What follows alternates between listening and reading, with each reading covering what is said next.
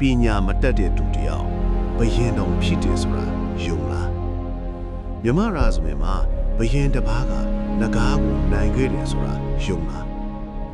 မောင်ပေါချိုင်းဟာဒီတာပါမောခါစီမှာပညာစူးစမ်းသင်ပေမဲ့ပညာမတတ်သူတယောက်ဖြစ်ခဲ့တယ်သူ့ရဲ့ရိုးသားမှုစူးစမ်းမှုကြောင့်ဆရာရဲ့အချစ်ကိုရရှိခဲ့တယ်ဆရာကြီးကသူ့ကိုသင်မရပေမဲ့ဘဝတစ်ခုလုံးကိုပြောင်းလဲပေးနိုင်တဲ့စကားသုံးခုကိုတော့မရရအောင်သင်ပေးလိုက်တယ်သင်ပေးတဲ့စကားအတိုင်းနေထိုင်ဖို့လည်းမှားလိုက်တယ်ဒီတာပါမောက်ခါကြီးစီမှာပညာသင်သူတွေသူတို့ဌာနေကိုကိုယ်စီပြန်ကြသလိုမောင်းပေါက်ချိုင်းတယောက်လည်းပြန်ဖို့ဖြစ်လာတာပေါ့အပြန်လန်းကြီးမှာ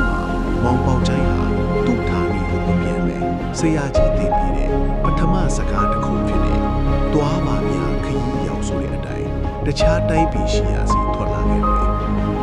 သူကူးတည်လာတဲ့တိုင်းပြည်မှာနန်းတက်သမျှဘယင်အားလုံးဟာမနက်မိုးလင်းရင်တေဆုံးသွားလို့အံ့ဩစရာဖြစ်နေတယ်မောင်ပေါက်ချိုင်းဟာလမ်းလျှောက်လာရင်ခရီးပြန်လာတစ်ပင်ပေါ်မှာအိပ်ပျော်သွားခဲ့တယ်အဲ့ဒီအချိန်မှာမင်းလောင်းရှာဖွင့်လိုက်တဲ့ဖုတ်သွင်းရထားက